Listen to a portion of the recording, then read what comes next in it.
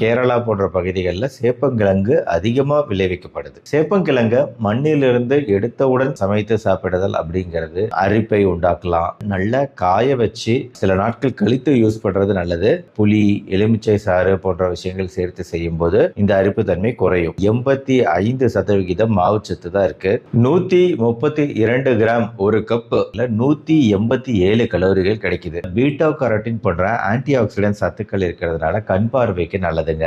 பெருங்குடல் பகுதியில் வரக்கூடிய புற்றுநோய், குடல் பகுதியில் ஜென்ரலா வரக்கூடிய அலர்ஜி வராம தடுக்குது. கால்சியம் மற்றும் பாஸ்பரஸ் சத்துக்கள் நம்ம பற்களுக்கு நல்லது, எலும்புகளுக்கு நல்லது. நார்ச்சத்து அதிகம் இருப்பதால் செரிமான கோளாறு ஏற்படாமல் பாதுகாக்கப்படுது. வயிற்றில் அல்சர் தொந்தரவுகள் இருக்கிறவங்க சேப்பங்கிழங்கு சாப்பிடலாம். மேலும் நம்மளோட நரம்பு மண்டலத்துக்குமே இந்த நன்மை தான் தருது. சுருக்கங்கள் வராம தள்ளி போட முடியுது. வாரம் 2 முறையாவது சேப்பங்கிழங்க உணவுல சேர்த்துக்கிறது அப்படிங்கிறது நல்லது.